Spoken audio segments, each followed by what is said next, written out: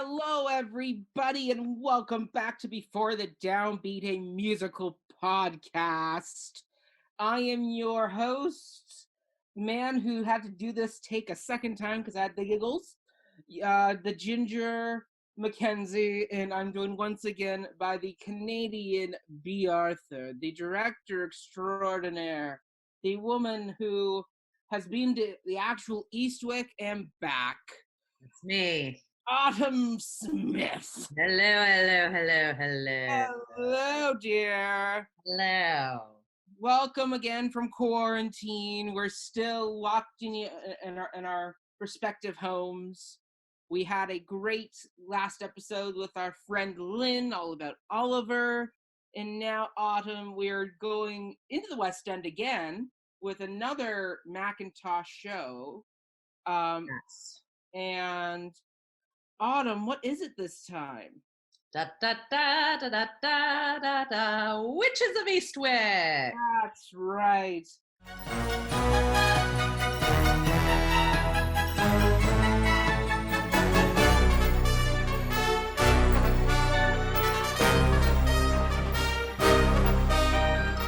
Yes. We're breaking up the cookie jar. That blockbuster, mind-blowing Mackintosh musical extravaganza. It was supposed to be a big blockbuster. It didn't come out that way. I mean, it did. A while, after 15 months. So, I mean, had a decent run. I mean, a lot of people forget that most shows don't need to run like the Phantoms or the Cats or the Les Mis to be considered good.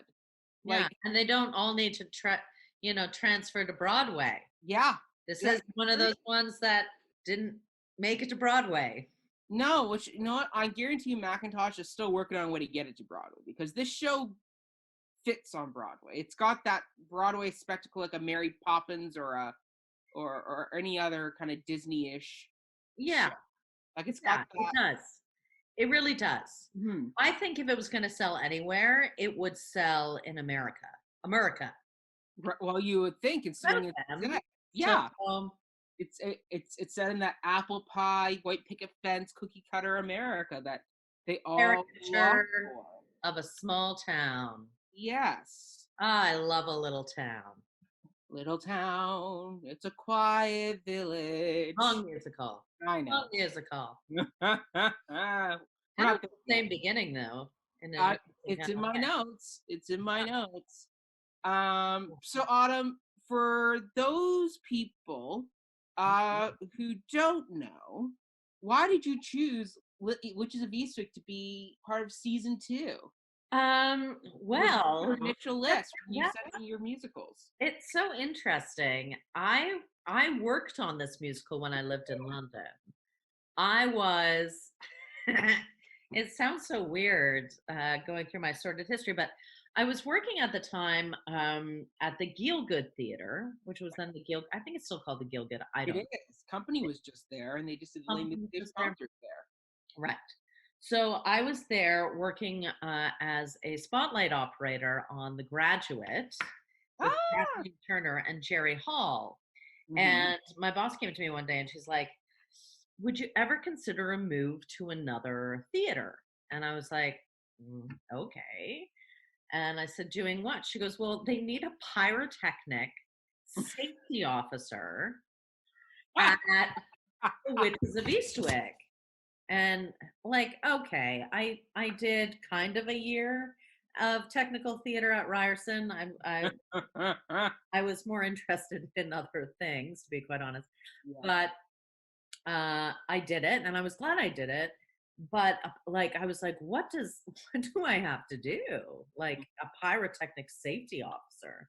And they were like, well, basically, you put out fires if they start. And if you watch the original, I don't think they have a copy of the original online, but there were a lot of pyrotechnics in that.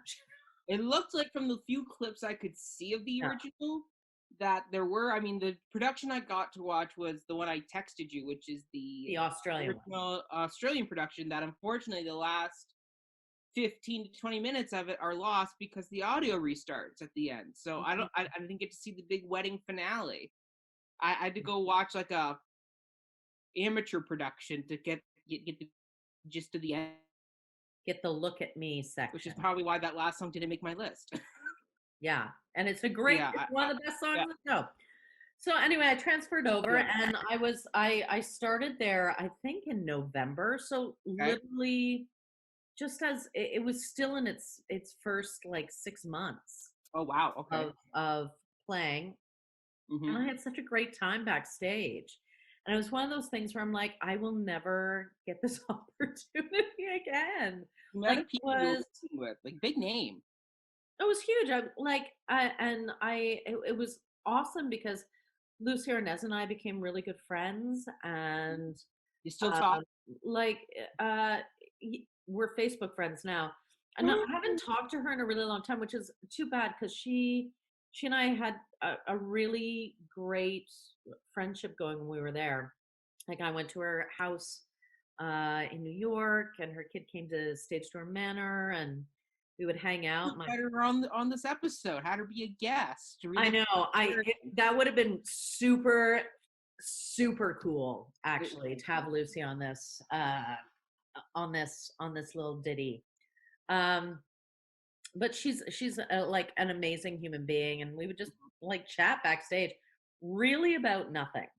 Like, that's the best. Just talk about our days and what and just chill.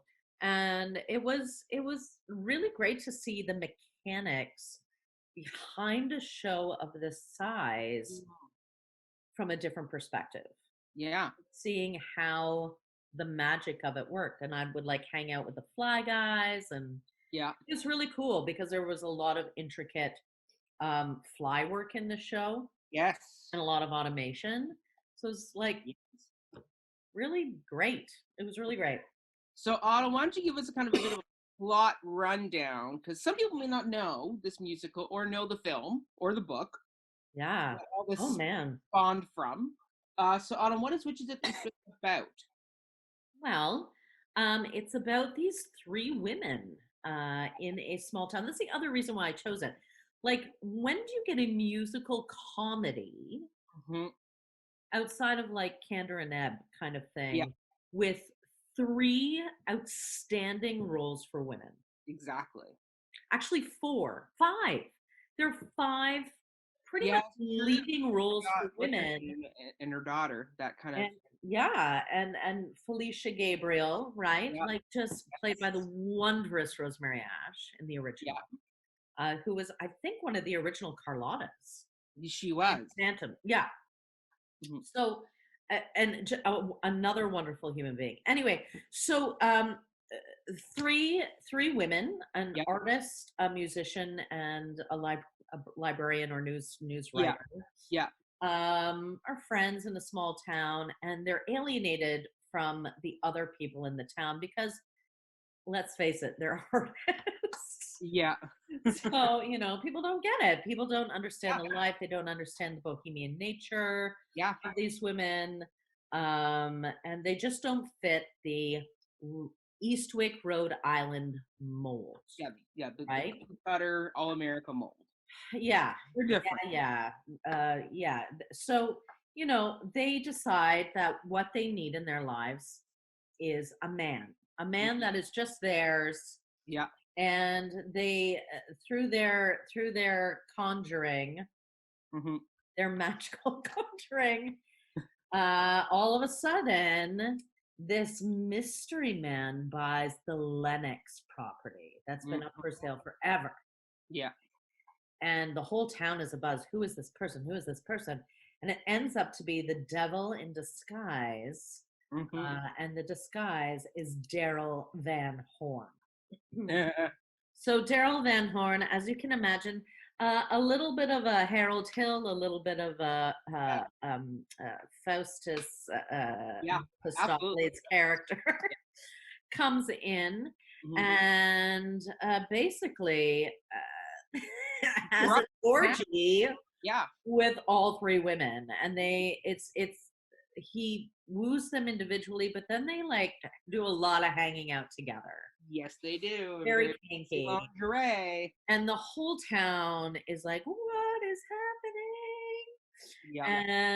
And chaos ensues. And there's this woman that is trying to take him down, Felicia Gabriel, whose daughter is in love with the son of one of the so-called witches who's conjured him.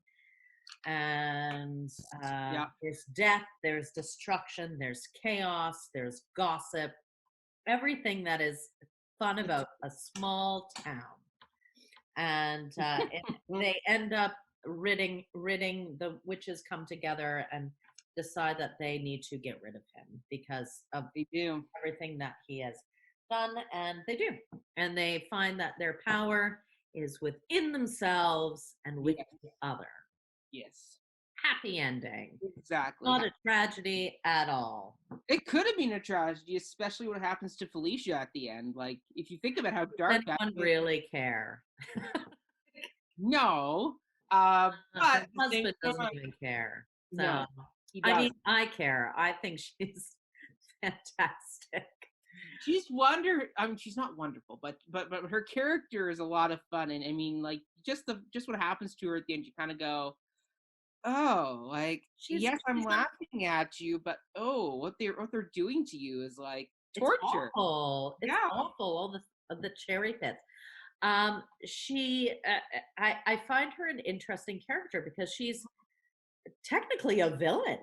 She is. She reminds me there's of more the Mayoress from Anyone Can Whistle. It's really interesting because the piece is full of villains. All of them are. It's not pure. Actually, there are two pure characters: the son and the daughter. Yeah, and they get corrupted. Well, yeah, the devil's very persuasive. He kind of just saunters his way into their lives. Yeah, and he has a really we'll get into his person that he has in servitude. Yes, which is always a very interesting choice for me.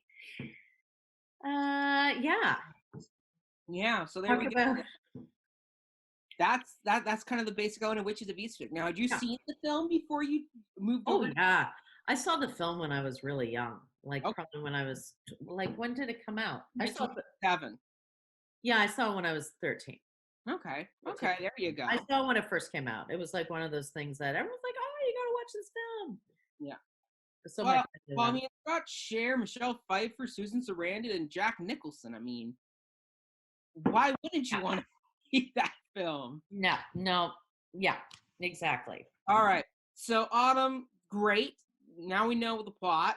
Who are the production people? Because once again, we got a new team this week. Like, so far, this might be the only time we mention this team. Yeah, I don't know what else they've done. They have done other things, but it's not. I mean, we might. I'm not familiar as much with their other work. I wanted to start, actually, as I started Oliver last week with a novelist that penned the piece, I want to do that this week too, because the source material is really interesting. And Cameron Mackintosh actually got a list of all these MGM movies. Warner Brothers movies. Oh, Warner Brothers movies. And he was like marking them off, and he handed them to these two guys and said, which one do you want to do? And they were like, oh, Witches of Eastwick. That's a great one. Yeah. So John Updike is a novelist who wrote the original Witches of Eastwick. Yeah. And I mean, he's a really was a really prolific writer. He's dead now. But he had hundreds of stories, reviews, and poems in the New Yorker. Mm-hmm. His most famous work is his Rabbit series, which chronicles the life of a middle-class everyman, which I found very interesting. That is interesting. He describes his subject. He has a fascination with the American small town, Protestant middle class. They have a lot of stories to tell. They do, but we don't really get to hear as much about them. So because we go, they're fine, they're good, whatever, boring. Move on, right? Yeah. You know, they spend their lives in cubicles and measure out their lives in coffee spoons. What is there? Yeah. But Updike was he was recognized for his careful craftsmanship, his unique prose style, and his prolific output. He wrote a book a year. Wow. So yeah, That's dedication to have that schedule. and he was, you know, like all of his books focused on pretty much the same thing. They all looked at the experience of personal turmoil and figuring out how to respond to crises relating to religion, family obligations, and marital infidelity. Great subjects. I know. So he's very distinguished through his attention to the concerns and passions and suffering of average Americans. So I thought that, yeah, it was a good launching point. And Witches of Eastwick really is a highlight of that. And he, I think there was some feminist backlash because he wrote a lot about through the male gaze. He's a man. He wrote a lot through the male gaze. But at that time, he's like, you know what? No, I want to write something from a female perspective. So he went into Witches of Eastwick. Great. I think was a good idea. So that's John Updike, like Pulitzer Prize. Did he win a Pulitzer? I think, yeah, he did. He won the Pulitzer for fiction. Then, so I'm going to talk about the composer and the lyricist book writer as a unit. Because most of their work has been done together. Their successful work has been done together. Yeah.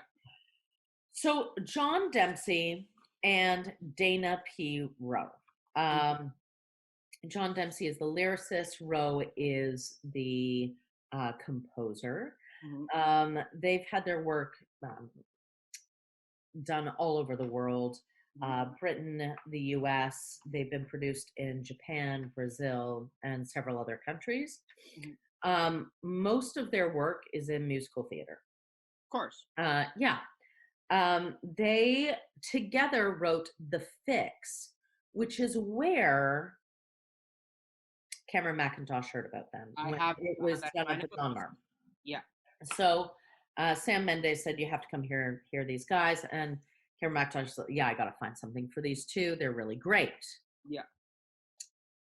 Okay, it's a bit of a stretch. I'm so glad that Cameron Mackintosh loves potential in emerging playwrights. Yes. But a huge West End show, that's daunting. That's a big leap. A big leap. Anyway, it happened. Way to go, Mackintosh, for taking the chance. He did the Fix. They did The Fix together. And it played in America and the UK at the Donmar. They also wrote Zombie Prom. No idea what that is. It's a great musical. It is done prolifically in high schools. Figures. Right. And then they came together and wrote Witches of Eastwick. They also have finished writing in 2012, this is a long time ago, Brother Russia, which is a musical about Rasputin, essentially. Ooh. And yeah, you would love it. You would love it, you and your Russian history. I've always thought Rasputin would make a great musical topic. There you go. Fascinating. It is, here's the plot outline of this. Right. It is a fourth-rate Russian theater troupe in a desolate potato field north of Omsk. It proves to be led by the seemingly immortal Rasputin. Figures. Rah-rah Rasputin. Yay. And it has ties back to Eric Schaefer, who directed Witches of Eastwick. So we'll get there. Okay. In addition, John Dempsey, the lyricist, worked with Bobille and Schoenberg on The Pirate Queen. So Bobille and Schoenberg of, the little known fame of Les Miserables and Miss Saigon. We're going to get to that this season, actually. Yeah. we're doing one of their musicals later on. I still believe that Yes, is you true. do. That was a hint, everyone. Yeah. Clue number one. Clue number one. Yeah. And Dana P. Rowe also composed the score for the ballad of Bonnie and Clyde. Okay. So that's kind of where they're at. Yeah. Not incredibly prolific, but they've done significant work. They've done significant work. Yeah. And Zombie Prom is great. We should have a listen to that. So it was directed by Eric Schaefer. Mm-hmm. Eric Schaefer is the co-founder and artistic director of the Signature Theater in Arlington. I think it's Virginia. Yeah, it's Virginia. Yeah, Virginia. So under his artistic leadership, the theater was honored with the 2009 Tony Award for Outstanding Regional Theater. That's pretty impressive. Yeah. That is pretty impressive. They do a lot of reimagining of Sondheim, apparently, which I'm what's like, that? They do a lot of reimagining of Sondheim productions, which I'm like, good for you. Yeah. Yeah. He has, I won't even tell you the shows that he's directed at the Signature because I'm sure it's plenty. It's a lot. But he's directed on Broadway Gigi and critically acclaimed Follies. There you go. There you go. As well as the Tony Award-winning $1 Million Quartet, Glory Days, and Putting It Together. Off-Broadway, he's directed Sweet Adeline and Under the Bridge. And his West End credits include $1 Million Quartet and, of course, Witches of Eastwick. So that is the production team, pretty much. Yeah. I mean, Mackintosh produced. This is a Mackintosh-produced production. We're still saving him because we have a bigger show, one of his big ones that we're covering this season, where we will give you the proper bio. Okay, so you kind of alluded to the beginnings of it, where Cameron Mackintosh, well, really this started before he got the catalog, because this all came from the fact that his previous show, Cameron Mackintosh's previous show, Matin Guerre, with Alain Boublil, and Schoenberg. And Maria Friedman. And also Maria Friedman was not the biggest hit at the box office, which is too bad because that music is gorgeous. But yeah, so that didn't do too well. So he was looking for kind of like his redemption big hit box office show because, you know, he's Cameron Mackintosh. He's got a reputation to uphold. I mean, by this point, he had done Saigon, Cats, Phantom, Les Mis. He had 4 big names under his belt. He had been reviving Oliver in the West End that had been successful. So like he was on a hit track basically, and Martin Guerre kind of didn't live up to those standards for him. So he's on the redemption path, and he goes and gets a film catalog from Warner Brothers of their hit films. He circles about a dozen of them. One of them, the last one's being Witches of Eastwick, because the book is in alphabetical order. As you said, he had seen The Fix with Dempsey and Rowe and thought, okay, let's get a new project for them. So he gives them the catalog without telling them what he had chosen. And sure enough, they both land on the project Witches of Eastwick, because for Dempsey and Rowe, they were like, oh, great, a show we can write with really strong female characters. And like, when else do you get that chance to have 3 female leads, basically, with like one main guy? It's like very rare. So they're like, well, it's an opportunity we definitely want to take. Mackintosh was like, okay. So the writing process for Dempsey and Rowe began with them buying a book of the sights of New England. So they went through the whole book, basically sticky noting it, saying this is Suki's house, this is the church. Because what they did was they took inspiration from the settings. Like they would look at a picture of that church and go, okay, what's the story behind that church? Where can we get a song about that in there? So that's where they started. And ultimately, in 4 months, they had the outline and 6 songs.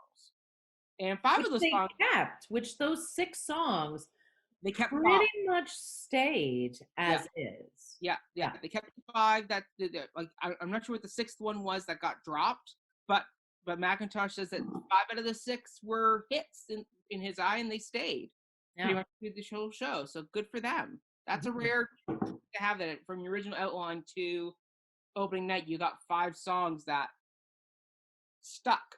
Yeah, with very little modification. Yeah, Like they wrote them and they were just in the show as is. there you go. That's a nice treat for sure. So they're writing, they're working on it. Cameron Mackintosh needs a director, so he hops across the pond and recruits Mr. Eric Schaefer, who, as we said, is a well-known director. He was at the time directing at the Signature Theater in Virginia, and he was known to Cameron Mackintosh because of his recent revivals of different Sondheim shows that had been receiving good reviews. So it's like, oh, this guy, he can do it. Like, Well, you he know, also did the fix. time you can do Like magic. Yeah, he did the premiere of the fix. exactly. So there you go. So once again, that all kind of lives in that world. But yeah, so basically, the first thing they did for Schaefer was they gave him the same book that Dempsey and Rowe had been working with, and from that book, because it was the same book with the sticky notes. It went on to you. The new Bible goes on to you, and he, to help himself as well as the cast, he created a map of the town. Like, he figured out the whole outline of the town so he could create a proper community. Mhm. Which is like very similar to what Jerome Robbins did with Fiddler on the Roof, where he worked with the cast to make sure that they had the community built in, and that every ensemble member knew their name and their profession within the community to really create that community. That's one of those. It's one of those other rare musicals where the ensemble stays the same character from beginning to end. They're Yeah. not. They're not like 10 different No. people. They are Bob the mechanic or Sue the housewife. It's like Right. Or Brenda. Brenda Brenda. Paisley. Exactly. Yeah. Like they Yeah. stayed that way. So then next came the cast. So they were happy to get Ms. Lucie Arnaz, who is the daughter of who, Autumn? Lucille Ball and Tessie Arnaz. That's right. Yeah. So Cool she lady. I cannot, it was a full circle moment for me, Mac, because really when I was 9, no, I was younger than that. When I was like 7, yeah, my first dance solo yes, ever in my 20-year dance career, legacy yeah. was to a Lucie Arnaz song. It was to playing our song. That's right. And we share that on our 30-day song playbill Yeah. challenge. And yeah, it's the one that throws me back every time. Mm. And I still remember some of the dance moves, but it was that surreal moment of having her come into my life. It was like one of those full circle moments that don't happen very often. Yeah, absolutely. And there she was, and just an incredibly genuine, Mhm. awesome human being. Yeah. I love Lucy. Like Yeah. she really is. I am so grateful that she came into my life. She's an amazing human being. Lucy, shout out to you. If you ever want to come on and do an Really. episode with us, you're more than welcome to. I mean, Yeah. you've got a great, fantastic breadth of knowledge, I'm sure, from all the stuff you've done. And now she's doing cabaret, and Yeah. she's just She was just on tour with Pippin yeah. recently. And she was on, it was so weird. Talk about serendipitous moments. The day that I sent you Mm-hmm. that playing our song Yes. bit, and we were talking about Witches of Eastwick that day, I turned on my TV that night, and Will and Grace, one of their final episodes, was a whole I Love Lucy thing. And in the chocolate factory, who else is in but Lucie Arnaz? I lost it. I started to cry. I'm like, what is this day? It was a sign you two have to reconnect. I think so. Yeah. She's amazing. Yeah. Actually, all of the people were amazing on the show. It was a really, really nice cast. They had a great cast in this way. So let's keep going down the line. Okay. Next, we had Joanna Riding, who recently appeared as Cinderella's mother in Rob Marshall's Into the Woods.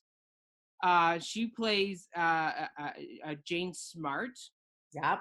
the musician cellist, sexually repressed character. And she's one of the only people who was Olivier nominated for the show. Was the only eliminated. Oh, sorry. There was one other person who was Lily nominated, but she was the only one out of the top 3 ladies that got the nomination.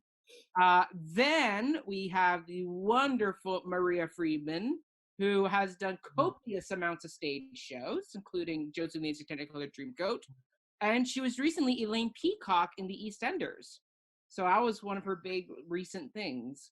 And you used to take the subway with her, or whatever it's called, the train. Weird, eh? Yeah, I love when it. you talk about it, it sounds like it was a big thing, but it wasn't. It was just like 2 people hanging on the. Why not? They both lived out of London at the time, and she was great. She was lovely. So yeah, and she plays Suki Rougemont. Yes, she does. And then we have Stephen Tate, the original West End Judas, Jesus Christ Superstar, and he plays Clyde Gabriel, the long-suffering husband of Felicia Gabriel. Yep.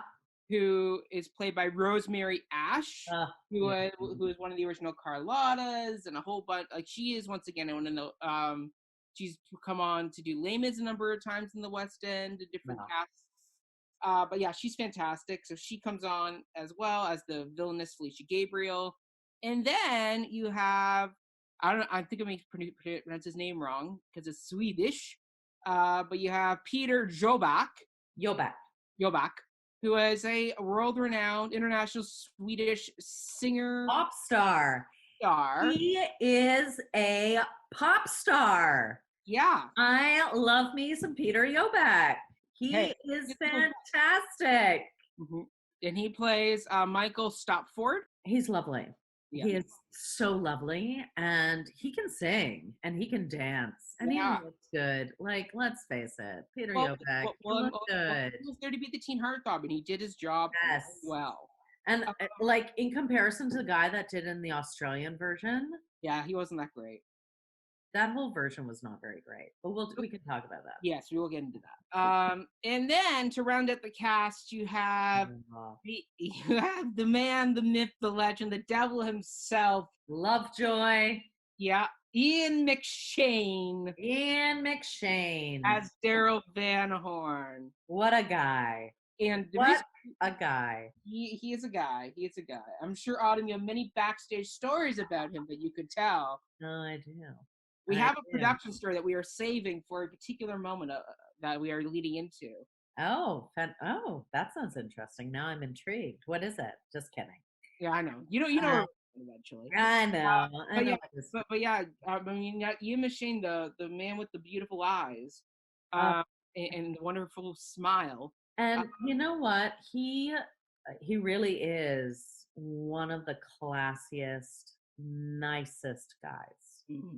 He would just go above and beyond to make everyone feel welcome and part of the community. He's a really spectacular human being. And now that I've watched a couple of other versions online, no one can play this role like him. Well, there's a reason why he was originally cast. Well, and he's very charismatic. Like he has that Jack Nicholson quality about him that nobody else really gets. Where it's like a sexy dirty. Do you know what I mean? Yeah. Like menacing, but also really hot. Yeah. Well, it's this thing. Well, it's thing of where like you can either play a villain or you can play one of those kind of like misunderstood villains, where it's like, okay. Yeah. Like, and do you know? Funny that we talked about Oliver last week. Yes. Lionel Bart actually said to Cameron Mackintosh at one point, "Remember this, Ian McShane can sing." Right? And that's what Cameron Mackintosh came back to. He's like, Ian McShane. Ian McShane. And that was actually my next note in my production notes, was that Lionel Bart was the underlying force to get him cast. Actually, Ian McShane would have been a great Bill Sykes. Oh, 1,000%. The younger Ian McShane. Yes. fill the role of Bill Sykes. Like he would have been 1000%. Oh, can you imagine him singing My Name? Like he would have been menacing as hell. Yeah. So why Lionel Bart didn't know that he could sing and cast him, I don't know. I don't know. But he would have brought a lot of something to that role. Yeah, absolutely. Yeah. There's a grit that he has that is sexy. Yeah. It's great. It's great. He was a perfect. He is like if Jack Nicholson can't do it, get Ian McShane to do it. Like they are very similar. They possess the same qualities. It's very interesting. And the other reason why Mackintosh ultimately ended up casting Ian McShane was because he wanted his Daryl Van Horn to have the same voice that is both singing and speaking. That has that kind of same lilt to it. So that's why he was cast. So the first time the three witches actually met was when they were doing test orchestrations for the song "Make Him Mine" for a promo at the London Palladium. So talk about you're thrown right into the deep end. All right, three ladies who have never met, who have never sung together before, you're going to sing the big trio number of the show, and let's see what you do. So they did that. During rehearsals, things seemed to be ever evolving. There was a number called Out of Step that was swapped with the other group production number, which is Dirty Laundry, which we're going to get to. Yes, we will get to Dirty Laundry. That is a great number. And then the one particular hurdle the show had that they always had to get over was the flying system, because Act 1 ends, if you have never seen the show, with the three women in Oscar night ball gown dresses flying out over the audience. This is where we're now gonna cut to you with my favorite Ian McShane story. That when you first told me it in a restaurant, look at it with laughter. He did it more than once, and it was classic every time. It never got old. He would be. So there were a lot of trucks on stage that would move. There a lot of automation, and the witches would fly over the audience. And there were a couple of instances when something would get stuck, and there would be like this pause, and like Lucie Arnaz or someone else, one of these other big theater actors would be on stage with him, and we'd all just like stop and go, okay, what's gonna happen? And every time, like clockwork, he would stop the show and he'd be like, hello everybody, my name is Ian McShane. As you can tell, the set, instead of just going on, he would stop and be like, hello, my name is Ian McShane. And this I didn't know who he was. Is a problem. I'm glad that you came to join us in Eastwick this evening at the Theatre Royal. Like he would totally break. And you would see the ire coming over the other person on stage with him. And stage management was like, what is he doing? And they'd be running back and forth. And then the one time, the witches got stuck. Like the gears on the flying equipment got stuck. No. So they were hanging over the audience. They couldn't leave. There was nowhere for them to go. They were stuck, and they're just doing this, and they're like, and he's like, well, hello everybody, I'm Ian McShane. The witches are just gonna hang out above you for a while. And they had no option but to join him, and it was hilarious. I'm sure the loathing from those moments was palpable. They're like, ugh, can't deal with it. And it happened when I was there at least 4 or 5 times. Oh wow, okay, so this was like a perpetual problem they left out of the documentary about the flying. Well, it wasn't even the flying. It was like if a door got jammed coming in or didn't leave, right, he would stop the whole show and say, I am Ian McShane. I loved it. I thought it was very devilish with him. It's almost like he knew that it was going to piss people off and he just did it anyway. I don't think that. I think he was just like, well, we have a technical difficulty. I'm going to entertain because that's what I do. Like he's not malicious in any way. No. So it's kind of sweet. But it sent everyone else into a state of absolute chaos. It was great. Yes. It was I wish I had a cell phone to record that moment. It. I wish. You know that like there's a time machine moment you need to go back to just to I know. film that moment and release it to the public. I know. Hello, I'm Ian McShane. But yes, there's that infamous production story we alluded to in season 1 when we first talked about this show briefly. And Your now, Lovejoy, it's all up to you. Yeah. We love you. But speaking of flying, the other person who struggled with this was designer Bob Crowley, because his direction was these women need to be in evening ball gowns. And yet he comes on to the rehearsal and sees that basically in these mountain gear climbing harnesses. And he's like, what the heck am I supposed to do? Somehow he magically worked it that you could have both. And from there, the show opened in the West End on July 18th, 2000 at the Theatre Royal, Drury Lane. Yes, to mixed and positive reviews. It was decided they needed a more intimate theater. So the show moved venues down the road, basically, to the Prince of Wales Theatre on March 23rd, 2001. And Anna, did you make the move to that theater? No, I was already back in Canada. It is a different. But everything happens for a reason. It's true, because basically when the transfer happened, Ian McShane left. Yeah. And that paved the way for Earl Carpenter, his understudy, to take the lead. And Earl Carpenter is a wonderful man. He was the auctioneer in The Phantom. Funny Javert, I think. Like, I think out of all the Javerts, he clocked the most performances. To the point now, he's like, I'm done. Basically, like, unless it's a special occasion where like, you really need to come back, I'm not doing this role anymore. No. Which I'm like, okay, fair enough. But yeah, he kind of cut his teeth on Witches of Eastwick. It kind of got him a little bit more on the map. Yeah. Mackintosh was like, okay, this guy can do it.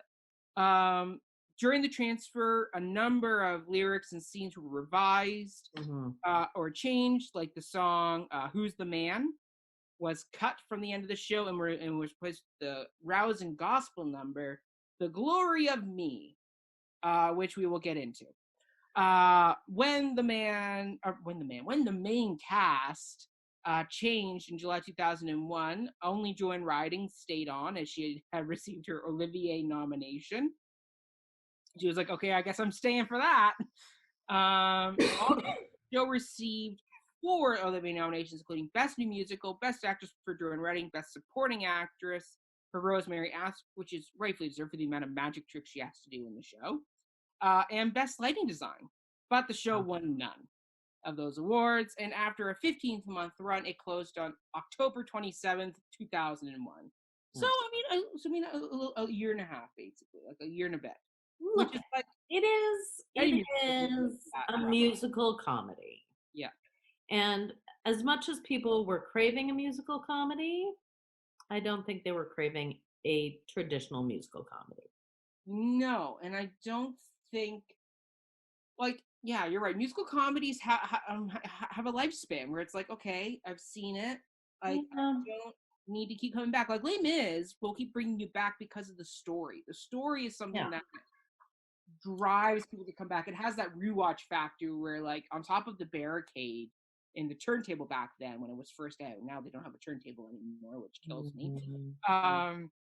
But the original production was the whole thing of, hey, you all got to see this amazing barricade scene, and hey, the music's great, and hey, the story is top notch. So, Witches of Eastwick, it's got a cool effect of them flying and all the other magic. It's like, okay, it's flat. Yeah, it doesn't challenge us. And as much as we say, oh, I want to go to the theater to be entertained, that is the mass, that's the populace thought. Yep. Anyone that goes to theater that just wants to be entertained is not getting what theater's purpose is. No, theater is meant to question and challenge. You're meant It is, to. but people unknowingly want that when they go to theater, even if they want to be entertained. That's why things like Hairspray Mhm. fare really well. Well, it's a mix. Because It's a yeah, hybrid. it's a mix. Even Mamma Mia It's a is hybrid. it's pretty much a hybrid. It also is using incredibly popular tunes. Yeah, but it's It also has got older women, yeah. kind of like Witches of Eastwick. It's They got that. came out too close together. Mm, I have a feeling if Eastwick came out first, it would have had a longer shelf life. probably. Probably. But you're absolutely right. But it's also not as good as Mamma Mia. And I No. can't believe I'm saying that. Like, it's an original Mamma Mia. Mamma Mia is not an original musical. I mean, the story is, but the music is not. No. But I think, It's really oh, smart with what they did, taking those songs and working them into an original story where it's organic. Like, how else are you gonna get something like Mamma Mia into a show? And yet they found a way to make this eh. story about a wedding work. Well, and it was Characters sweet, are and really, it's saccharine, and we're it's doing kind like of that. like the Hallmark musical. Yeah, but Let's call it the Hallmark musical. full on admit I'm a fan of Mamma Mia. I will happily go see the stage show of that because it's fun. It And is. and the family story, the mother daughter story, which is once again a rare story Yeah. that gets told, unless the mother's like an evil Mama Rose where she's fighting against the daughter. You don't get a nice mother daughter story, and this is a show that's like that. Mamma Mia is a show that's like okay, this is like a nice mother daughter story. And which movies could have been really interesting with the mother son story between what's her name? It's Alex, right? Yeah, it's Alex, like Alex and Michael, and they don't actually have a duet in the show. There's no mother son moment, which is like a missed opportunity in my opinion. That I needed to be there to kind of give Yeah, you're right. that a little bit more weight, or you could have had after what Jennifer is Felicia's daughter, right?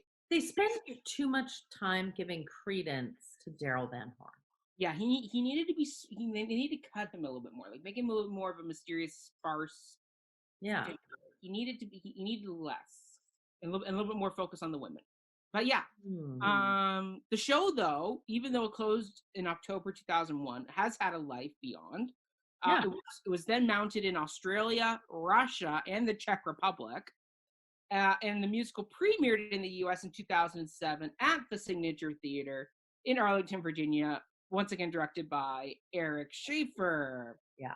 And this time, it got great reviews from everybody. It was a limited engagement that ran from June 5th, 2007 to July 15th, 2007, so a little over a month. And Dempsey and Rowe once again made more changes. They abbreviated Eastwick Knows, they cut I Love a Little Town, and added Your Wildest Dreams. And people seem to really like these changes and went, okay, this is kind of your version. Like, this is the best you've done. So I like those two songs. I don't know, like which one? Eastwick Knows? Eastwick Knows is fantastic. So, Autumn, why don't you tell us what is your first experience with this show? Even though we've kind of already talked about Well, it. I've kind of already talked. I feel like I've worn it out. Yeah. My first experience was working on it In the West End. in the West End. Actually, I saw it before I started working on it. Obviously, you have to see it. So Yeah. I think I saw it. I'm trying to think when I started working on it. Maybe it was like September. It was very soon after it opened that I started working on it. Yeah, it was great. It was really great. Great experience. Mm-hmm. Mm-hmm. Everybody should do what you did. Go over to London, work in a West End show or two, come back to Canada.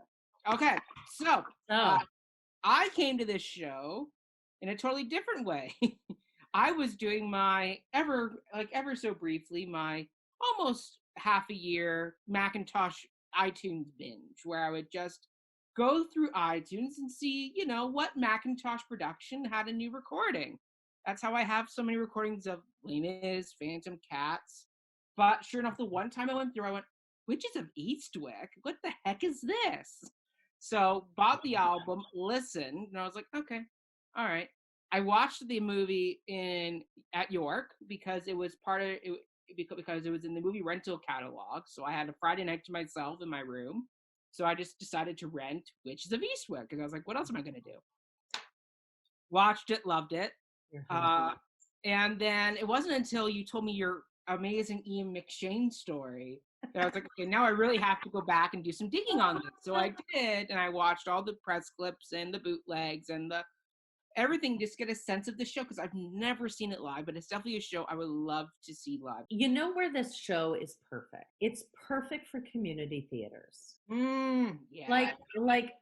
Like because it's so much about communities and the small town and that examination of it. Mm-hmm. I think this should be a mainstay in community theater repertoire.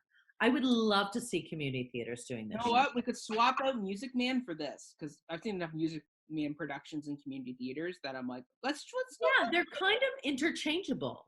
Yeah. The stranger comes into the small town. And it's fun. It's got like an edgy sexuality to it. You know, there's a lot of things happening in this musical. Far less problematic than Music Man. Music Man has got some serious book problems that need fixing. That I guess. I don't know. I love Music Man. I love Music Man too, but I know some people have some really big problems with that book, where people go, "This is not like it ends weird." Sadder but Wiser's in there. The song "Shapoopy" is outdated. There's a whole bunch of people who are trying to rework it, which I'm like, don't touch Music Man. Witches of Eastwick is a lot like Music Man. It's like a contemporary Music Man. It is. And like the outsider coming in and creating chaos, right? And shifting the dynamic of the small town. Yeah. And challenging, their perceived idea of themselves. Yeah. I think it's very, and making them fight harder than they've ever had to fight. It's very much a dark version of Music Man, where where Harold Hill is not a nice guy deep down. He is a devil. He is evil. Oh, there's something very Mephistopheles about him. There's a snake charmer in a way, like this look at all the songs he sings. Like there's the one that he sings in the bar where he teaches all the men to how to hook up with women. Like Dance with the Devil. Dance with the Devil. Yeah, like all those songs. Like he's a con man. He's a con man. Yes, he's a con man with some magic tricks up his sleeve. With a small person as his servant, which ties back to that original devil and minion idea that you see. Which I hate. I really hate it. I do too. And I watched the documentary. It's like, why do we have this? There's no. And I watched the Australian version, and it's so derogatory. Yeah. I'm like, I love that little guy. I'm like, this is awful. Awful. I can't, watching it with fresh eyes. I'm like, and the guy, G. Williams, who played Fidel on the West End, just a great guy. I'm thinking, can't we write better parts for all people? It'd be nice. Yeah. It would be nice. That's my thought on that. Perfect. Because I was watching it, I was kind of offended. Yeah, that part of the show hasn't aged well. Autumn, what are your top 3 songs? Well, my first one is, let me get my notes here. My first one is Something. Something in the nighttime all around us, all those hopes and dreams, and now it seems something has finally found us. It said that given time we'll grow wise. What for? When here and now we have found something. That made my other list. I love this song. I love Oh, it. It is the one I always sing, and it pops up in my mind every so often. And I'm oh like, no. "Oh, something. I Oh love it.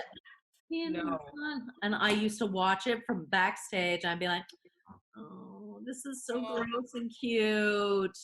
that's the issue. Like I like that the song captures that youthful, young Sandy and Danny from Yeah. Grease love, but I'm like, it's so generic that it's like, But part of that is oh, the direction. Like, like it was just boring, and you could tell this was meant to be the song that was going to be the big breakout yes. hot single of the show. Yeah. And it was like, clearly that didn't happen, and like for a No. good reason. It was the most generic, boring love song. Like every good love song is a little different every time. Like people will say we're in love. It's a fighting love song. Can you feel the love tonight? It's a beautiful soaring love ballad that Yeah. is that's a conflict song too, because it's that, can I tell her? Can I not tell her? What's he thinking? But And I have think that. that's It's just present in the actual song. I don't think it was present in the way it was interpreted. there you The go. whole show was very general. Yeah. There's no depth in the production, any production I've ever seen of it. Mm-hmm. Like there's no, even Joanna, who received the Olivier nomination, Yeah. there's no complexity. No. Uh, like there was no struggle whether or not, it was a broad stroke Yeah. shtick.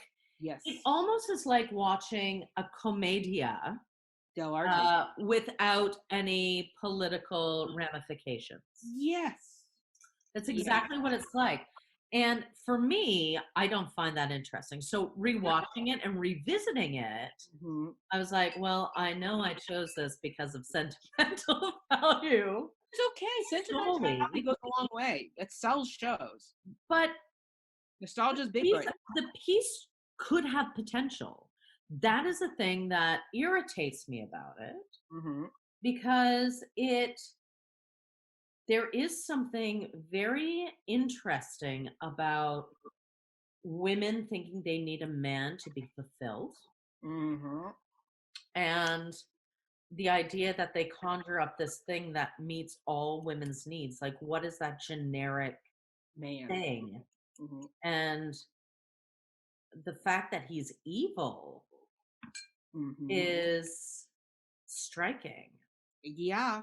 And the villain, this woman who runs the town and has the money, and she's the villain of the piece because she's a successful woman. And she also was a environmentalist trying to save these endangered birds. Egrets, yes. Like you would think in most shows that'd be the hero of the story, but they paint her as this evil witch woman that even her husband doesn't like. I think Still there's he was more, murdering her with a frying pan. well, because she too, in a way, doesn't fit the mold. Like she doesn't fit. She doesn't fit the good wife No, stereotype. she's out there controlling Right? the town. She's leading the charge. Yeah. And it's interesting looking at female villains in comparison to male villains.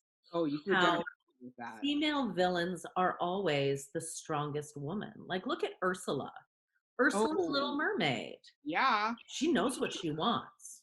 She's very clear about her intentions. Yeah. She wants to rule the ocean, and she will get it at any cost. Yeah. And I think Maleficent, not the Angel Lee version, because that's not Maleficent, but the original cartoon version that you watch in the 50s. Like she came in as a badass, where it's like, you didn't invite me to the party. Well, screw you. Your daughter is now cursed to die, and I'm going to become a dragon at the end because you're thwarting my plan. Like, well, they're complicated. yes, even Lady Tremaine in Cinderella, another great villain that Kate Blanchett did a great job at updating that villain, where it's like, of course she's not evil, she's just opportunistic for her family, and it's also it's complicated. Yes, it is. These characters are complicated, and we don't get the complication in this show. It's And missed. that's what drives me nuts about it. But I'm glad we're having it as a conversation because they could be complex. And they Great. Add a number for the three women and Felicia, where they're kind of all going at it with each other for in the second or act. even have them talk about, like, put an I Want song in that Felicia's part of. Yes. Do you know? Like, instead of, it's hard to love them. It's hard to love the witches even. Yeah, they're not the nicest people. Yeah.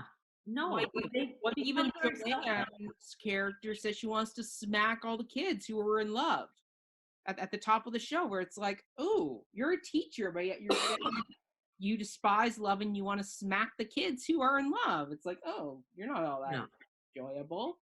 And you're gleefully laughing at the murder of this woman. No. But that's why I like Something, because it's the one thing that doesn't really fit in this musical, and it's very sweet, and it's, you know, it's just about two people finding each other. There's something, and they can't explain it, and it's inexplicable, and it's, you know, it's like a song that has a million ellipses in it. That's true. But it's not done that way, and I think it needs to be. I think if I saw it that way, I would like it more. But yeah, I hate to say it. When I watched this musical the first time, I thought, oh, this show needed a good director. Oh. And that was what I thought, and it's still what I think. And I think it's you. You got to direct the show. Sure, whatever. I don't know. Got to step up and do it. I just think someone that can find the nuance in it. And like Eric does, I'm surprised Eric Schaefer could not do that. Well, he does Sondheim. Like, yeah, it's about complex. But Sondheim also gifts you with the complexity. That's true. That's true. He never had to create it. He was given it already. This music was already created. Yeah, like I had to create it for himself. And when you're working on a big mega show with Cameron Mackintosh and a whole bunch of other people, I'm sure they tried, but it was too many cooks in the kitchen. Where are we going with this? The vision is going one way. You want to go another way. Well, you're also new to the West End. Like, yeah, sure, you are a younger director. You're younger composer. Yeah, whatever you want, we'll give you. Right? Yeah. Like, he probably went, Martin Guerre was very heavy. Can you just give me something that's light and fun? Yeah. You know? So you're right. It is about cooks in the kitchen, and it was about throwing tricks onto something. Like the flying was a new trick. Because Cameron Mackintosh will even say, you know, this was not one of my higher automated shows. There was no Miss Saigon. There was no barricade to build. There was no chandelier falling. What is the trick? What is the Mackintosh mechanic, we'll call it, that I can throw into the show that will make it? Well, you see where he took his lessons from Eastwick and he put them on Mary Poppins, because there's a lot of magic tricks in Mary Poppins, and at the very end, she flies out over the audience successfully. Well, they flew most of the time successfully, I have to say, and watching them fly, I was like, wow, that is awesome. That is, and like things were blowing up on stage. And that church at the end just totally blows up, which is great. Once again, magic, magic, magic. It really does. That's where the fires came in sometime. I was about to say, if any place it would be for that. I would just stand there with my fire extinguisher. My extinguisher ready for action. They'd be like, autumn, it's time. Autumn, it's time. So Something is my favorite. There's something about it. If I see a version of it like you described, then it will get on the other list. But until then, it stays on my hate list. Not hate, skip list. Like there's no song I hate in the show. There's songs I will skip. My number one, though, is Words, Words, Words. I'd like to talk about my fantasies by light of evening star. I'd like to talk about a lot of things. And Suki, dear, you are. But words, words, words, words, words, words, words. Sweetheart.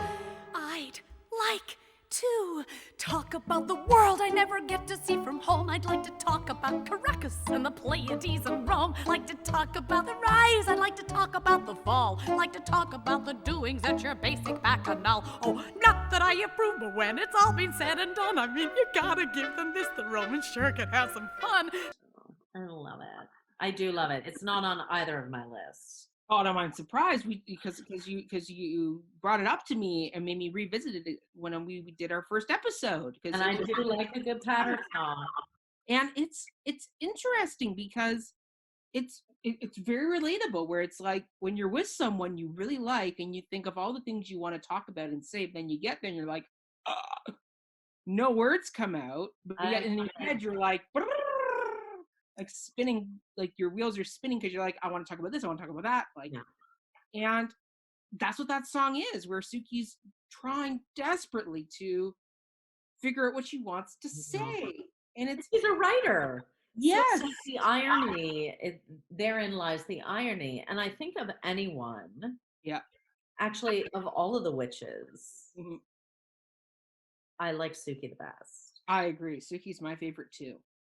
Like, there's something fun about her. There's fun, but she has a bit of complexity. Yes. Like, and she played caricature as well. Maria Friedman did. But when she got to Loose Ends in Act 2, you saw this unraveling. I close my eyes, I fade to black, I hide my face, I turn my back, and there are these loose ends to deal with. Loose ends. I clear my throat, I give a smile, act unconcerned when all the while they're haunting me. Loose ends to tie up, loose ends like buttons and bows, we collect them from family and friends. Loose ends. And I like that song too. I do like Loose Ends, and I know they cut it. I don't know why they did. I don't know either. It's a great button for Suki. It gives her that moment. Yeah, no one else gets the button though. Maybe that's what they were thinking, but whatever. I liked it. I liked that song. I did too. So bad choice for taking that out. Yeah. I will say the song is also neat because it's a soliloquy on one hand, plus also it's an I Want song. It's a soliloquy. It's basically another three, and it's a comedy. It's a comedic. It is duet. So it's a 3-prong song where you got these 3 different areas you're going into all at once, and it's a tour de force. If you watch, like, unfortunately, the Australian version was way too slow. It did not have that speed that was needed to make that song pop. But when you see it done right, it's almost like watching Not Getting Married Today, where it's that. Yeah. It's like that's what's impressive about it. Plus, also any song that has lyrics about Batman, that's a winner right there. If you can get Batman into a song, I know. And Maria Friedman kills that song. Like, she slays that bass. She'd never done a patter song before, and they're like, "You're doing a patter." She's like, "Okay, I will do my best." And she did. And I would stand backstage like this every night. You're like, is she gonna trip up? Is she gonna do it? Like, what's going on? It's crazy. It's athleticism. Yeah. It's vocal athleticism. Absolutely. What it is at its finest. Yeah. I'm sure she was doing tongue twisters backstage before every scene leading up to that moment, because it's like your tongue and your mouth have to be so warmed up. I would be like, I would lose the words because I'd be so lost in the words. All right, what's your number 2? Look at me. Confused but wiser. Look at me. Afraid but not alone.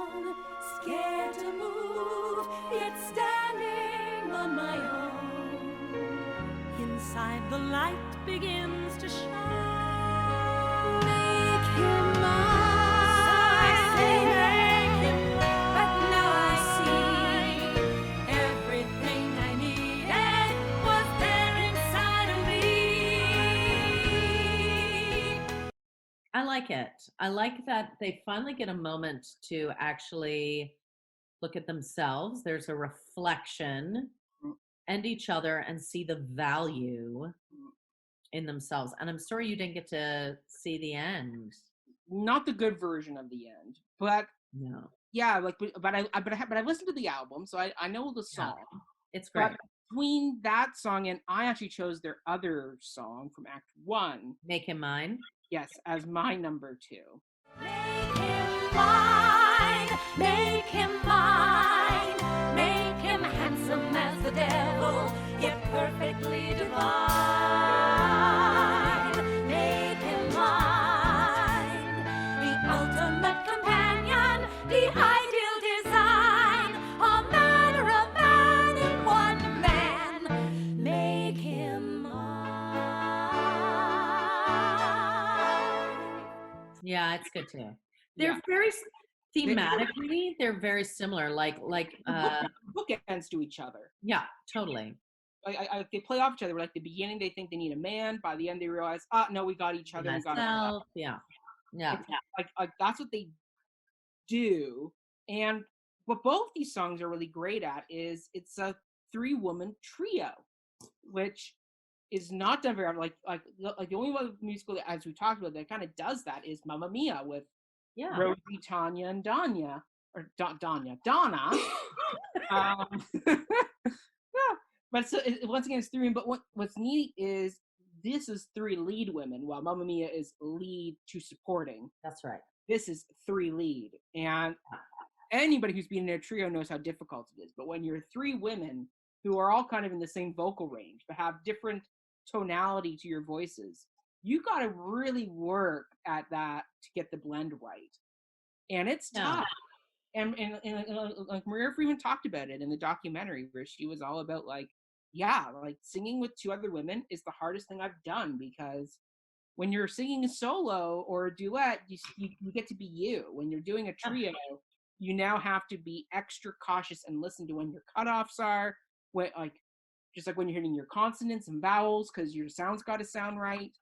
Like, it's tricky. It's a tricky plate spin you got to do. Well, it was interesting the other evening. We Zoomed our youth chorus at the CCOC. Right. And Russell Braun, Mm-hmm. like famed global baritone, brilliant. Right. A Figaro, like played at the Met. Amazing.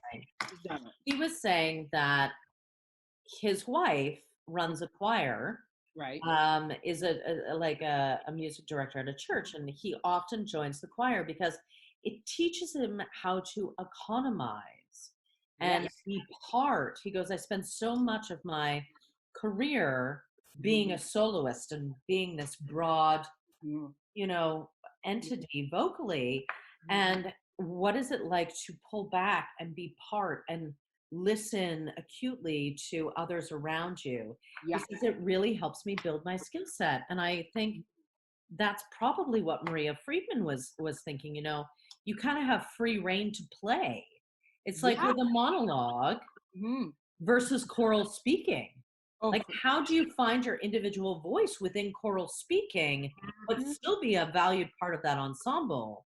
Yeah. It is a skill set, and I'm glad she mentioned that. Yeah. It's tough. It's very tough. And like both these songs are great that way. We could have gone with either one of these choices, and I'm glad you chose one and I chose the other, because they're both very similar, but they both equal the same result, where it's 3 strong women downstage belting it out, and it's great. It is great. And the harmonies, and I mean, I love the lyric, all matter of one man, make him mine. Like that one bit of music. Yeah. Well, and that comes in at the beginning in the overture. Yes, it does. Da, da, da, da, da, da. I love that musical motif. It's Yeah. got, I don't know if it's, I have to look at the music, but I don't know if it's got like sharps or naturals in it that kind of make it sound a little bit different, but it's got that magical twinkle to it. It does. It has sparkle. Yes. Yeah. Exactly. Which is Yeah. great. Which is why I was, yeah, it's fantastic. So, 100%. all right, Autumn, I think I know your third choice because my third choice is Dirty Laundry. Mine too. Dirty laundry, people, good gracious me. Dirty laundry that's been aired out for all to see. Just when you're thinking it's dealt with, done and gone. Yes. I love this number. So good. And it wasn't going to be a number. This was not the number that was initially intended for this They had another one. moment. And I'm so glad it's a great dance number. It is old style production number. But it And works. It does. Works. And all the individuals pop out. Talk about great choral number. These guys actually wrote really great choral numbers. Yes, they did. Because it allowed for each person to be an individual within the choral structure. Yes. And I love that. It's every person was so different. Yeah. It's so good. And it's jazzy. And you hear the little motifs of Daryl's theme creeping into that tapestry of this town. Yeah. And it's a toe tapper. It reminds me a lot of We're in the Money from 42nd Street. We're in the money, come on the money. Let's spend it, lend it, send it. Let's spend it, lend it, send it. Roll, roll, roll, roll it along. It's got that same kind of jazzy, we're in the money. And man, that Bob Avian and I forget the other choreographer's name right now. They put in that Broadway push. That yes, I love it. It was good old fashioned production number. Well, it's old fashioned in the production number, but the sound is modern with that jazzy flair. And then on top of that, the choreography is very modern, and it captures an ode to good old Broadway production numbers. There's nothing staid about it. It's fun. It's fun. It's fun. But it's fun, but it's complex because you got the evil other tone to it, where it's showing the small town gossip that goes around, particularly between women in a small town. Where like once something happens, it's very similar to the song "Did You Hear" from Anne of Green Gables. Well, I never did you ever. I suppose she thinks she's clever. He'll be mocked her life with such an awful bruise. In the schoolroom, split his head. I think Gilbert's good is dead. He was took by motor car to Charlottetown. She's a piece of Satan's finest handiwork. She's a vixen. She's a hussy. She's a terror. She's a tartar. We don't want her kind in, haven't we? Terrible tempered tart. Totally. That is exactly what it is like. Pick a little, talk a little, pick a little, talk a little, cheep, cheep, cheep, talk a lot, pick a little more. Pick a little, talk a little, pick a little, talk, cheep, cheep, cheep, talk a lot, pick a little more, pick a little, talk a little, pick a little, talk, cheep, cheep, cheep, cheep, cheep. Professor, her kind of woman doesn't belong on any committee. Of course, I shouldn't tell you this, but she advocates dirty books. Dirty books? Chaucer, Rabelais, Balzac. Yes, it's that same type of gossipy song, but with a cool jazz thing where it's like you get into it with them, like the other two songs. Yeah, okay, maybe you'll tap your toe to "Did You Hear" or "Pick a Little, Talk a Little," but like here, you full on buy into that gossipy, like. But town in a way, as much as it's catchy, it also villainizes women again. Yeah, it puts them as these gossipy, sneaky characters where it's like, do we have to go that direction with the women? But I like it because it's like, where else could you do like a fun number about laundry lines? Yeah, I do love that. I love that. It's a great set with the great visual of them hanging the laundry. Like it's it's a song that works on all cylinders. Yeah, again, I wish there was a little bit more gray. Like I wish there was more intrigue. Felicia needed this number in Act 1 that explained her and her drive more, because we get her a little, well, because we get her in a lot of chorus numbers in Act 1, and then in Act 2 she has Evil, which is my honorable mention. Evil Clyde, and it feeds my degree on our apathy. Evil Clyde, creeping in without sound. It's not in our homes, in our beds, on our floors strewn with clothes. Like a plague, how it spreads, and pity the woman who knows.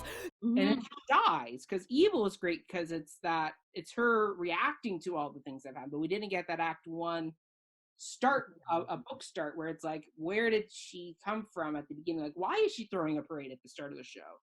What happened in this village in the past that made her not like these three women? I just kind of want to show that I want them to show why the other women follow her. Like, she's kind of like what's her name in Music Man? McKechnie Shin. Yes, Eulalie McKechnie Shin, the mayor's wife, where she's kind of the self-elected first lady of the town, and she's a strong woman who kind of can call or bring people into. Do they like her? Do they want to be her? Like, I want them to ask themselves that question. See, and I don't think that was done.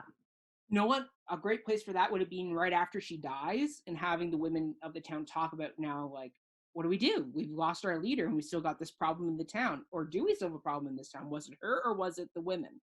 I think it would be a great place to reprise Dirty Laundry. They do have a reprise there, but it's not the same. They do, but it's not great. It's underwhelming then. Yeah, it doesn't have the same punch of where it's like, oh, we actually got to like talk about, oh, we've lost our leader. What do we do? Like, what's going to happen to us now? Like, you could have done a lot more with this show. But yeah, Dirty Laundry, great song. And yeah, I love it. I wish it were a little bit more complicated. Yes. Yeah. And I will say my honorable mention is the song Evil from Act 2, because the magic tricks that Felicia has to do, where she's popping candlesticks and coins and spiders out of her mouth at the end. Cherry pits. And what happens to her when she like leans over the sink? Because it looked like blood was blowing out of her head at one point in the Australian production that I saw.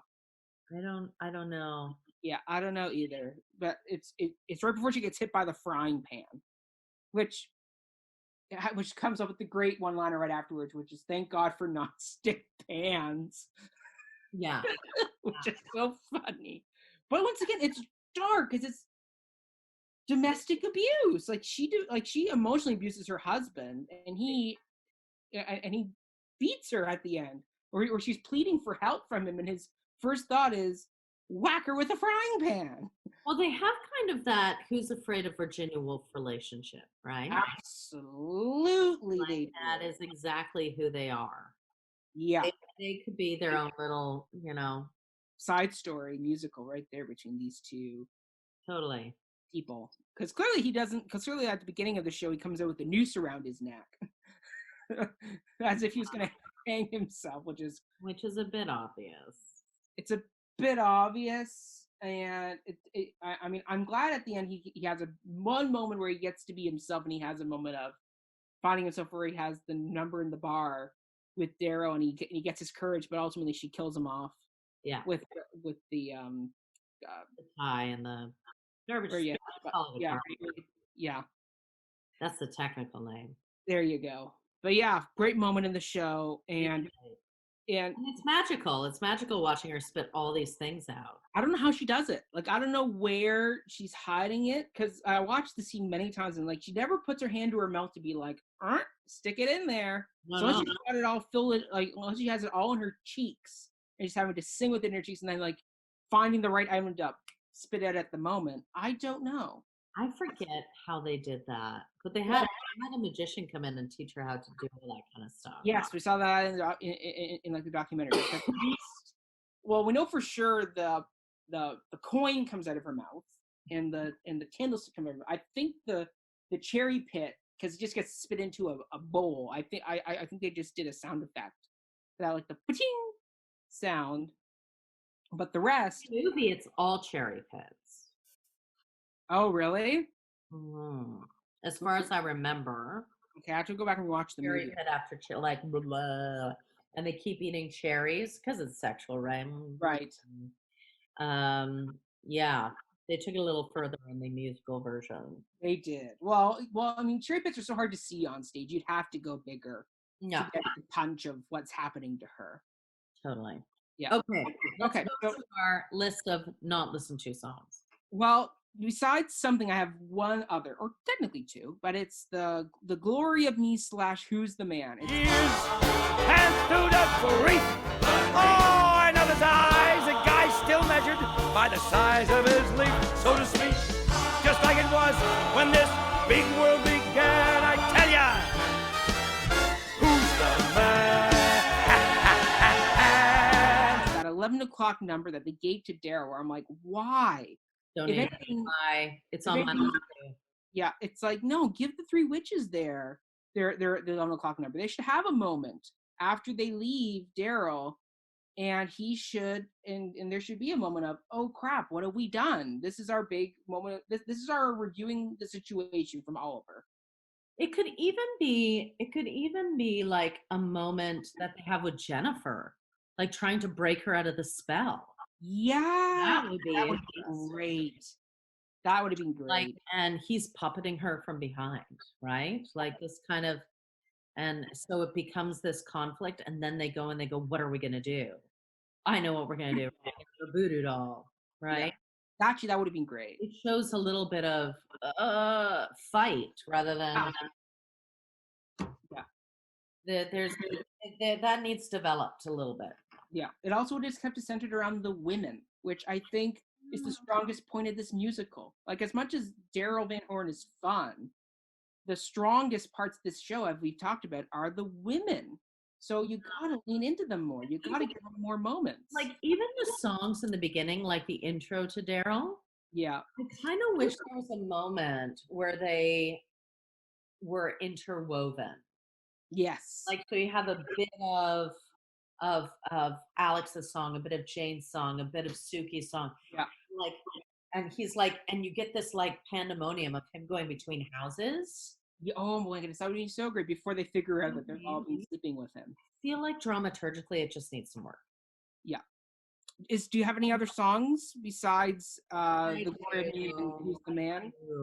What are the other ones? Go. Most of them. No. What's to say? I'm like, I don't like Another Night at Daryl's. Another wrong, another right, another taste, another bite. Oh, what the hell? Another night.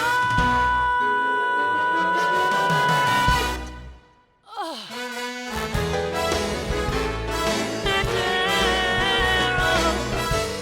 Another night at Darryl. That one I almost put on this list, but I was like, you need it for plot, but overall the song's not all that memorable. But like, again, it could be a moment where they're all like, it's just Alex's song. And I'm like, yeah, make it another trio. This show is three women. And that needs to be highlighted. Like, that's the thing that makes this unique. Yes. And I think it was really underrealized by giving them like, here is your solo. Oh, you get 2 solos. Oh, Jane, you don't get another solo in Act 2, but that's okay. Do you know, it doesn't, I don't know. It doesn't work. I agree. It doesn't work. That doesn't work for me. So I think, yeah. So Another Night at Daryl's, I'm like, yeah, it's not, yeah, I agree. It doesn't hit. Like, I don't know. Mm-hmm. I don't know. A lot of it, I'm kind of like, musical comedies. They're tough. They're not easy. They're not easy to get. And I think what makes a really great musical comedy, look at Hairspray. Hairspray is ridiculous fun, but it also has this massive heart underneath. And Same with darker Mamma undertone. Mia. Same with Mamma Mia. Yeah. There is a massive heart to that show, and you fall in love with their dilemma. Yeah. We don't fall in love with a witch's dilemma. We don't. Well, we don't Because there's three understand of them, we don't really get to invest in them Right. fully. Mhm. That's why they need to sing all their songs together to show that they're a unit. Yes. And Individual, but together to earn that look at me at the end. Look Yeah. at us, right? exactly. Well, no, we need to have the three song. We need them to sing together a lot at the beginning, and then during Act 2, they need to splinter a bit. So when you get that moment of them coming back together, then it's like, okay, I'm getting my sound I want again. Yeah. And, Like Act 1 ends with them Them all fine. doing a solo Mhm. and then it blending together. I'm like, okay, well, we should have done that throughout the whole first act. Yeah. And I like that song. I forget what it's called. Oh yeah, the flying song. The flying song. Is it just Yeah. called Flying? Maybe. I don't know. No, it's called. Hold on, I got it here. I have it in my music. It's called. I Wish I May. I wish I may. I wish I might feel the joy I feel tonight forever. One perfect moment to hold with me still. I wish I may. I say I will. Right. Which is great. But also, Very generic. it is generic. Like, oh, I'm living a fairy tale life. And I think these women are way more complex than that. Well, in the movie they are. Yeah. Like Cher and Michelle Pfeiffer and Susan Sarandon, they have some It's depth to them. It Like, is they're- fun. yeah. Anyway. Yeah, I don't know. I mean, I think we're into our final thoughts of should this be revived, yes or no. I think while the music isn't overly memorable, I think this show has great opportunity, both visually and story-wise. Like, there's something in this show. There is grains of this could be good. You just got to do some.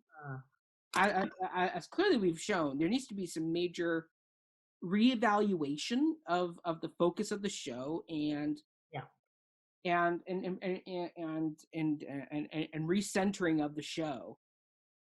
You know what I'm going to say? It What? needs a serious DDD. Yes, it does.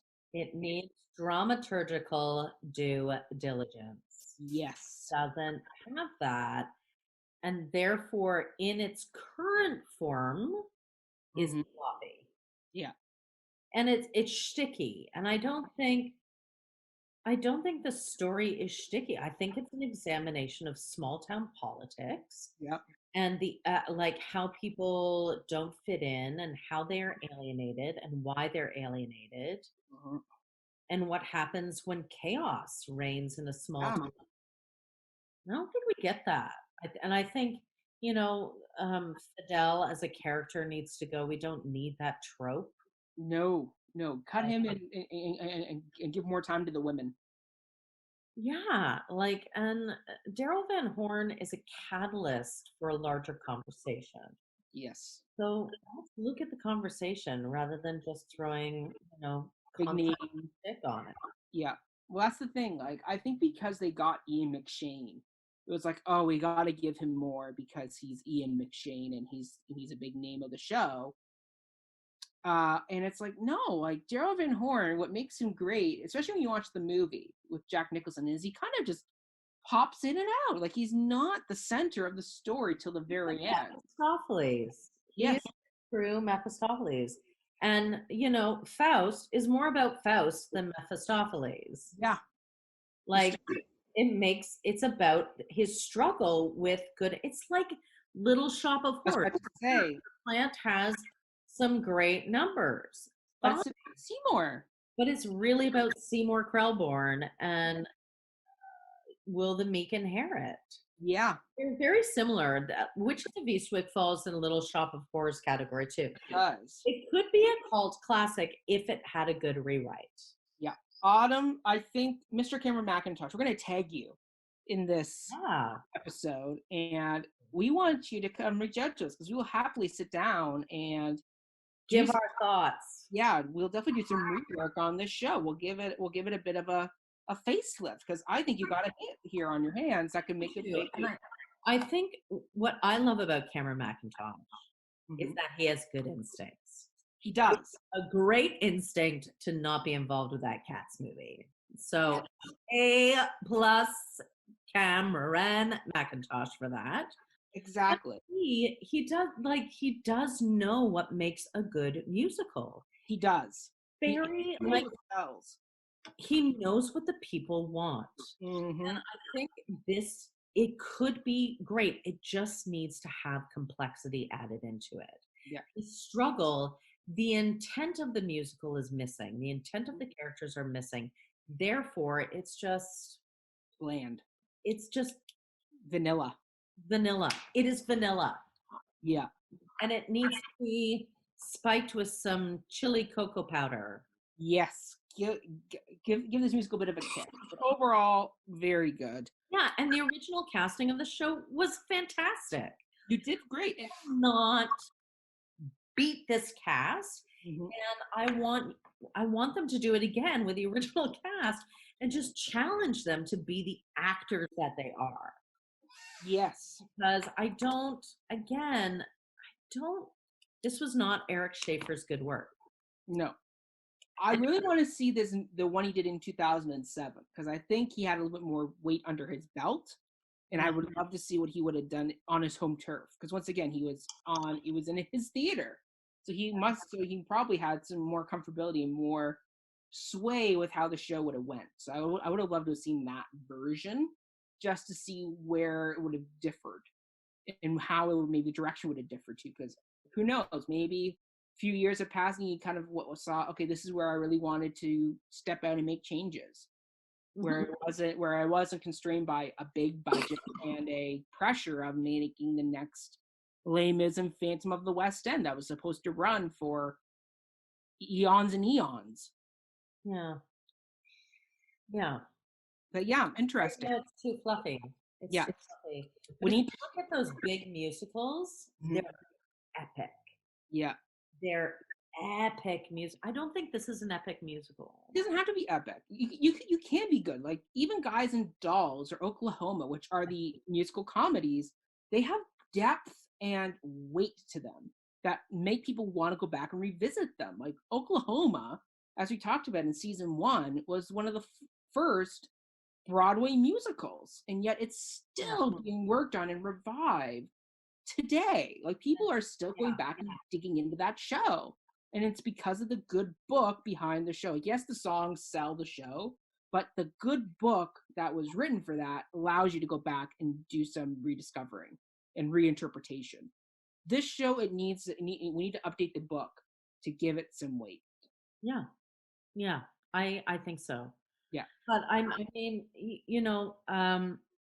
Dempsey has talent. There's no denying that. I mean, Bubila and Schoenberg are working with him, and they're two of the greatest composers of musical theater today. They are. So there's something. There's something. There's something. Ellipses. Yeah. There's so much potential in this musical. Yeah. It just needs that struggle. It needs the struggle. And the struggle needs to be more evident. Yes, very good, very true. So, Alan, I think we hit the end of this podcast. Ooh, that beautiful nail on the head there. How did this one go for so long? I know. I'm looking at my clock, going, "Oh, we actually got into it quite a bit there." Considering this was a fluff show, it lent itself to some great discussions. It's podcast is as long as the show. Yeah, but it's true. But yeah, everybody, thanks for listening to this episode 4 of season 2 We have a special announcement from Mr. Brody Weld, our lovely composer. He has a new single out called Home Decor, which is a rap about Autumn of all things, household furniture as a jump off point, because he and his collaborator have been stuck at home together. Well, not home, but like they've been collaborating separately, but from home. But we all have, but he has come up with a great new single. It's going to be on their collaborative album. And the song is called Home Decor. It can be found on all platforms, including Spotify, Apple Music, all over the place. But it's about furniture, which is really cool. And it's a hip hop rap track. So there you go. I feel like we should put a call out for people to write odes to certain furniture that they are falling in love with during this quarantine period. Oh, my couch, my beautiful couch. Oh my blue leather sofa with the dog drool stains upon it. There you go. Something like that. I thought for Brody to promote his album. Yes. So what's your favorite home decor? I love it. There you go. Yeah, we can't wait to have you back for our next show. So stay tuned to find out what that will be. In the meantime, though, check out our Facebook and Instagram and Twitter pages, all at Before the Downbeat. And as we've talked about ad nauseum, we won't go through the entire tier program of our Patreon because you can go read that for yourselves. But we do have a Patreon page now that you can be a part of, and that will allow you to get some more behind-the-scenes fun access to us with our top 10 lists, our theater news review shows, our movie musical commentaries. I'm waiting for you guys to make Autumn rewatch Les Mis with me. All that great stuff. Thanks, everybody, for listening in. We look forward to having you back in the next few weeks. Autumn, where can they find you if they want to get more Ian McShane stories? I'm everywhere. I've not been prolifically on social media. I know you've done a very good job of staying off it during quarantine, which is really weird. I thought I would be the Insta story queen of this quarantine situation, but no. There's still time, Autumn. We're going to be here for a little while longer. Start reciting Shakespeare or something. We do that together. At Autumn DM Smith or Littlewood Smith, name of my theater company. Love it. And you can find me at all social media platforms at Mackenzie Horner. Thank you again, everybody, and we look forward to seeing you enjoying a piece of musical theater when this virus is over and you're able to get back into the theater. But, in the meantime, there's a lot of great musicals being streamed online, so check them out. Next time, we'll see you then. Bye-bye! Do-do-do-do-do-do. And I'm Ian McShane. And I'm Ian McShane.